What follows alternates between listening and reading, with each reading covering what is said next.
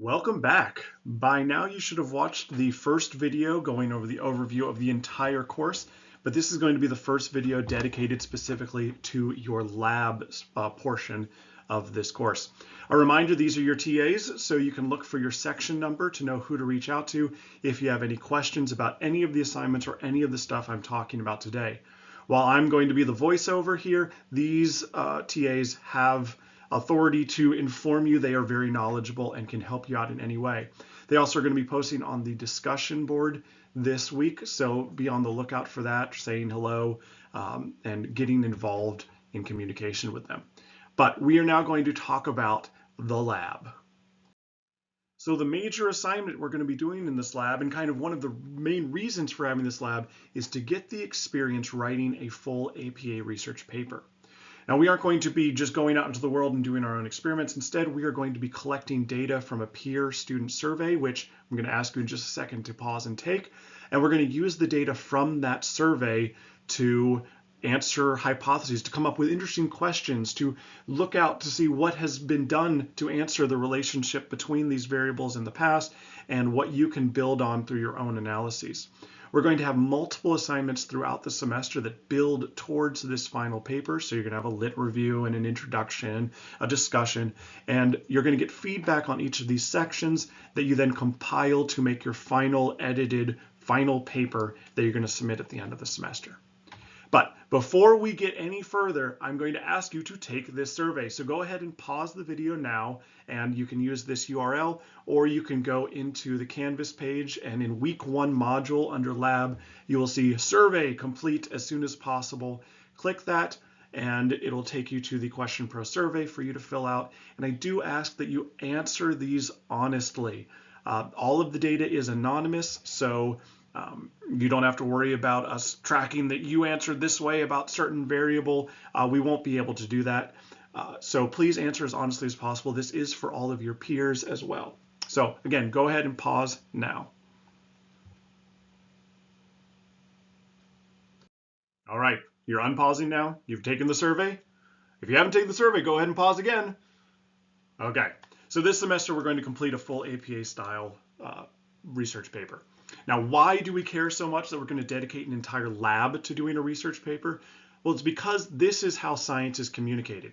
People can do science and do experiments and research anytime they want, but if you don't share it, what was the point? You know, playing around is all cool, but writing it down, that's research, right? Because you knowing something, you knowing a little bit about how the world works is cool, but science as a whole needs to have lots of people submitting their findings so we can pool all of those findings together in a way that informs us into the future.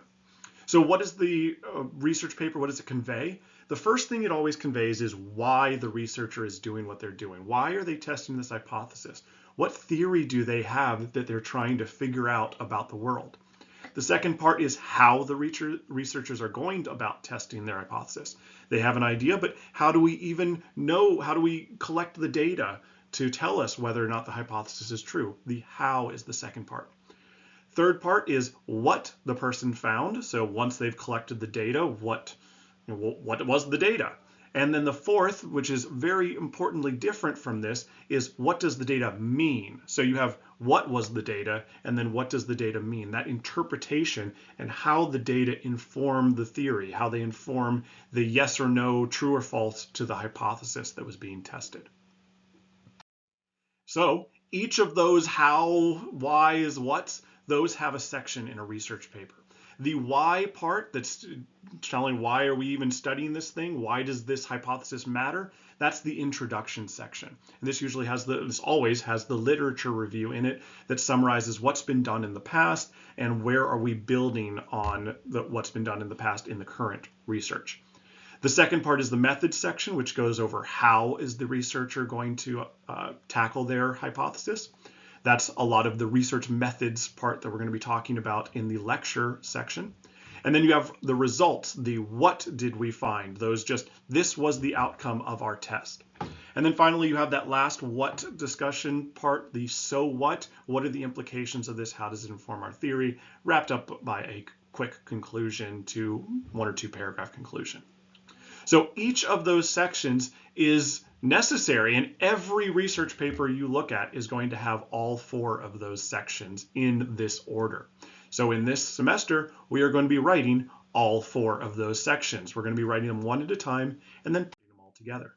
So again, the first part, the introduction. This introduces the research topic. What question are you even trying to investigate? What is the theory out there that you're building on? And then as you boil down the theory, we'll talk about how a theory is turned into a question, is turned into a hypothesis.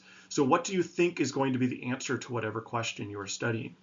You also want to develop the background to tell what has been done in the past. That's that literature review part where you can talk about all of the brilliant people out there who have studied this phenomenon or this theory, why you have the specific question you do now, and how has it been answered? Do you think there's a different way of understanding it? But what previous research is out there? And then finally, stating that rationale and the hypothesis. What do you expect to happen? If you have a question, what do you expect is going to be the answer? And why do you expect that? It's very important not just to put your hypothesis, but to put the explanation of why you have that hypothesis. A person reading your introduction should be able to get to the end and say, well, of course, based on all this research that's been done, I also think that this is going to be the answer. They should expect what you expect as well if you have written a good introduction. Then once you've explained what your purpose is, you can say, here's how I'm going to study it. How was the study conducted? So this has your design portion. So this is the very, are we doing an experiment? Are we doing a correlational study? Am I collecting from random samples? Specifically, what are your participants? Who are your sample in this study that you're doing? What kind of measures and materials are going to use? Is this something that's just a couple of scale items like the survey you took a minute ago? Or is this something that has more involved with electric shocks or EEG to read brain waves? What materials do you have? And then you have your procedures. What is the step-by-step process by which you are going to collect your data? And then kind of prelude to what kind of statistical analyses are you going to do with that data? Once you get the data, how are you going to try to process it? Now, this is not the actual findings. This is just again, prelude to what tests are going to or will be used in your results section. It is not the actual results of any of those analyses. Those actual results of the analyses come in the third section, the results section, where you summarize all the data that you collected. This is known as descriptive statistics, which you'll remember from your statistics classes, is just describing the means, the general frequencies that you have. And then again, refreshing what statistical tests were used and what was the result of those tests. So what did you actually find? Very important, it's the objective, what did you find? What were the numbers, not what were the implications? So what the interpretation of the data, that doesn't come yet. You're just telling hard facts. These are the numbers we found. These are the outcomes or the significances in significant testing that we found. The actual interpretation comes in the discussion. This is always a challenge for students, knowing when to put interpretation versus just objective. So you want to save it for the discussion. This is where you tell whether or not you actually supported or rejected that original hypothesis question that you had, the answer that you thought to the question.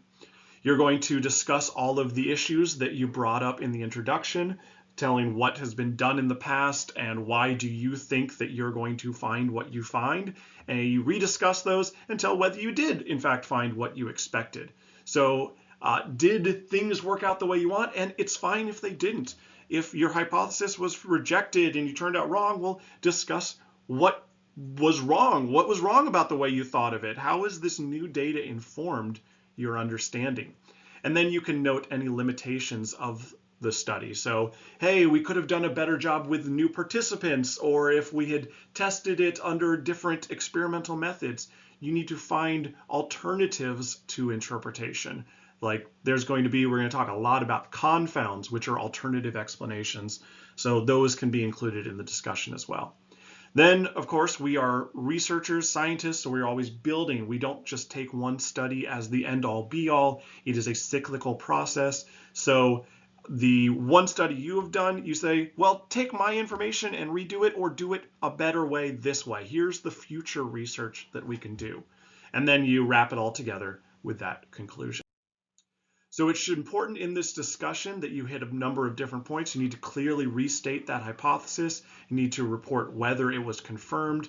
You discuss all those implications in the real world environment. You need to make sure you avoid causation unless it's appropriate, so accurately reflect your ability to draw these conclusions. Don't overstate. This is always a really challenging part of any research, is wanting to say, oh, look, my study is just amazing and answers all these questions. But you want to be careful about what does the data actually show? How can you actually use it? So finding that line we're going to talk a lot about in this lab. Again, those limitations and the future research. All right, so those are all 4 of the sections: the introduction, the methods, the results, and the discussion, which again, you are going to be working on. So all of the lab assignments in this course are going to be building towards that final paper. You are going to be writing an introduction section. You are going to be doing the analyses for your results section. You are going to be looking at the methods and compiling it in an APA style version of a methods section. And you are going to put them back together. So each assignment you submit, you're going to get feedback on from your TAs that tells you what you did right, what you did wrong, so that you can edit it. And then when you put it into your final version, it's already had some feedback. So it's going to, your final paper is going to be even better than it could have been if you had just been told, hey, go write a paper. So that's why it's important that if you fall behind at any point, if there's a section that you struggled on, that's when you need to reach out, because the feedback is essential for that final paper. If you are actively participating in the feedback process in this course with each of the assignments, then you should have an excellent final paper by the end. So that's all the information about the project that you're going to be working on. Feel free to reach out to your TAs if you have any question. They are pros at writing these kind of papers, so they can give you lots of advice about how to write as we go on. If you have any questions about the timelines or anything, reach out to them. Or if you need to, you can reach out to me as well, of course. But start with them, post your questions on the discussion board, and we will get started on building this excellent final paper. But that's not all we're going to talk about for the tab. The next slide, we're going to start talking about SPSS, which is a tool you're going to need in this course. Okay, SPSS. If you haven't taken a pause by now in the video, this might be a good time just to get a drink of water, get your head back in the game, because I know SPSS is often something that a lot of students feel a little overwhelmed with. So this is a reintroduction, and we're going to be doing this throughout the lab, reintroducing, doing small activities with SPSS, so that by the time we get to that results section, when you're doing the analyses, you feel a lot more comfortable with SPSS than you would have if we just waited till week 8 to say, oh, hey, here's this tool, go use it like you did in your statistics class, which many of you, I understand, have forgotten at this point. So we're going to be doing these practices with SPSS. We're going to use it extensively in this course. Each lab is going to have just a little bit of an SPSS activity. So you want to save your work from it as you go. And as I kind of said with the final project, reach out to your TA with issues sooner rather than later, because if you fall behind in it, it's kind of hard to catch up because everything builds on the next week. So always be asking questions if you have any issues. You are going to need SPSS, access to it in some way. So there's 2 main ways. One, you can go on your personal computer. If you have access through some system to get SPSS, maybe you're a VCU employee in some way and you can get SPSS, or your parents have a license, I don't know. If you can get it on your personal computer, that's great. However, all VCU students do have access to it through Apps2Go, the Apps2Go server. If you haven't used it, go check out this website, that ts.vcu.edu, Ask IT, Research Math Science, SPSS, has a button to go to Apps2Go. You want to go on it and make sure that you can access SPSS. You can reach out to IT at any point, or your TAs will also be able to help you with Apps2Go. So this is a good point for you to pause the video again and try to get access to SPSS. Pausing for effect.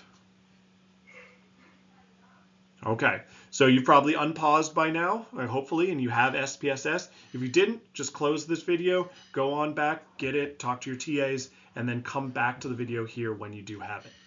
Once you do have it though, you can go onto our Canvas page and download in the files portion the SPSS data file underscore psych 317. I'm going to be using this data file for a couple of these labs so that we can kind of walk through, again, these small SPSS involvements. Remember where it is downloaded. When you download it from Canvas, just kind of keep track of where it was downloaded so that when you go into SPSS, you can navigate there. Again, if you have any problems navigating to this file in SPSS, reach out to your TA. This is what they are there for. So you've downloaded SPSS, you have the data file, you know where it is. So here's the point in the lab where you go ahead and open it. This is a good time, again, each of these slides to pause it, try and do it yourself, and if you have any issues, reach out to the TA. So on this slide, you are opening SPSS. You're going onto the apps to go or your personal computer and getting it.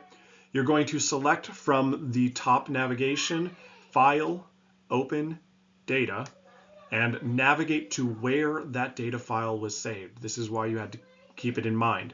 Sometimes the apps to go tries to go to a temporary folder or a folder that's stored specifically on the apps to go server. So you might have to navigate up to the top level of your system file so that you can get to your downloads folder and get that SPSS data file. Everybody's system is a little bit different, so you're going to have to kind of troubleshoot it and experiment. So pause it and find it and download it and open it. So once you have opened it, we can go over a refresher of what it looks like. You have two main views or windows of interest.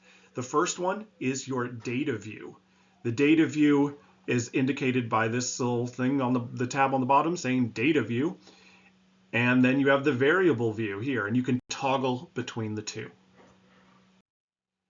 On the data view page, again, data view as the tab, you have a row for each participant. These numbers here are all of your participants. Now this specific data file has a partner variable, or sorry, participant number variable, which should match, but each of these columns is its own variable, and so each of the cells is a participant's response to each of those variables. You can triangulate it. Now these cells and these variables can be reordered from high to low. That's why I have a participant number, just to kind of keep track so you can reorder based on the original ordering. It's standard practice, but mostly you want to look at the variables here. These are your different variables. So how many variables are there? All right, so based on what I just said, your answer could be that there are 8 or 9 variables if you do include that participant number as a variable. We have the participant, we have the sex of the participant, we have the age of the participant's reported race, and then we have 5 variables with these shorthand names. But what do those names mean? In fact, how did you know that this was participant number, besides the fact that I told you? Well, that's on the variable view. The variable view shows you information about all the variables. So each row in this view is the actual variable, and each column is a metadata. So in this one, the label for each of these defines what that variable is. And there's different types of variables. The type column declares whether they are numeric or string. So are they numbers or are they words? All of them here are going to be numeric ones. They have a code for them. And that's important when we get into the categorical versus continuous. You might remember from your statistics that a categorical variable is one that has specific levels. So that's going to be your nominal and your ordinal variables. And we're going to talk about that in the lecture next week as well. So your categorical have levels. So that might be they have male and female or unknown. You also have race. So you have your white, black, Hispanic, etc. Whereas your continuous variables are the ones that don't have clearly defined levels, they just kind of string together. So that might be things like age. While you could consider each of those ages a different categorical, 19, 20, 21, it is more often considered as a continuous variable that kind of flows upwards to, old age. So what we have here, how many categorical variables are there? You can look through. The way to identify those categorical variables easy is to see which ones have values. So here, because it's a numeric type, it has to apply, well, what do those numbers mean? What does a number 1 in sex mean? And here the value tells you it means male. You can also open up this value and see that 2 is female. The order of those numbers doesn't matter at all. It's not significant. It's just a way of coding the data. For race, it's the same thing. The 1 in this case means Hispanic Latino, and the other ones go on through. Again, not in a value order, just assigning a label to each of the values. So how many categorical variables? There are 2. And that could tell you how many continuous variables the other way around. So speaking of categorical variables, one thing that we want to do with SPSS, one of the reasons we have it in this format, is so that we can get descriptive statistics. Specifically for categorical variables, we're going to be looking for frequencies. So the frequencies for the categorical variable, what you're going to do is in your data, on either the data view or the variable view, it doesn't matter, you can click at the top, Analyze, so that's here, Descriptive Statistics, and then Frequencies. This is going to open up a pop-up window called the Frequencies window.